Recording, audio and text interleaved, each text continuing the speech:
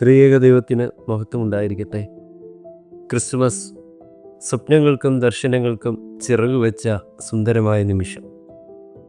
മറിയം കണ്ട സ്വപ്നം, യൗസേപ്പ് കണ്ട ദർശനം, ആട്ടിടയന്മാർ കണ്ട നക്ഷത്രം, ഇവയുടെ പൂർത്തീകരണമാകുന്നല്ലോ മനുഷ്യാവതാര പെരുന്നാൾ.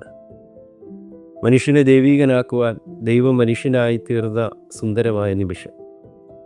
മനുഷ്യ സൃഷ്ടിയുടെ ആദിവിഷസന്ധിയിൽ പ്രപഞ്ചത്തെ മുഴങ്ങിക്കേട്ട ശബ്ദമാണ്, ആദമേ നീ എവിടെ? ആദമിനെ അന്വേഷിക്കുന്ന ദൈവത്തിൽ നിന്നും ഓടി ഒളിക്കുന്ന ആദമിനെ നാം ഇവിടെ കാണുന്നുണ്ട്. എന്നാൽ കാലചക്രം പിന്നിടുമ്പോൾ പാവയാതനകളാൽ ഭാരപ്പെട്ട മനുഷ്യകുലം ദൈവത്തെ അന്വേഷിക്കുകയാണ്. ദൈവമേ നീ എവിടെ? ആ ചോദ്യത്തിൻ്റെ, ആ അന്വേഷണത്തിൻ്റെ ഉത്തരമാണ് മനുഷ്യാവതാരം.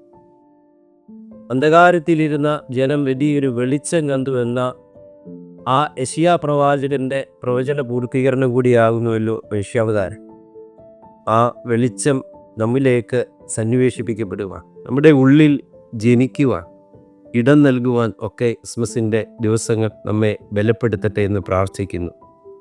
വെളിച്ചത്തിൻ്റെയും സ്നേഹത്തിൻ്റെ ഉത്സവമായ ഈ മനുഷ്യാവതാര പെരുന്നാളിലൂടെ, ഉത്സവം എന്ന വാക്കിൻ്റെ അർത്ഥം തന്നെ ചൈതന്യം നിറഞ്ഞു കവിയുക എന്നതാണ്. നമ്മുടെ ഉള്ളിലെ ദൈവിക സ്നേഹത്തെ നിറഞ്ഞു കവിയുന്ന അനുഭവಕ್ಕೆ ചുറ്റുവട്ടങ്ങളിലേക്ക് പകരുവാൻ തക്കവണ്ണം ആ സ്നേഹവും വെളിച്ചവും ദൈവികമായ അനുഭവങ്ങളും ഒക്കെ ഈ ലോകത്തിന്, പ്രപഞ്ചത്തിന് പകർന്നു കൊടുക്കുവാൻ തക്കവണ്ണം ഈ മനുഷ്യാവതാര പെരുന്നാൾ ആത്മീയമായി നമ്മെ ബലപ്പെടുത്തട്ടെ എന്ന് പ്രാർത്ഥിക്കുന്നു, ആശംസിക്കുന്നു.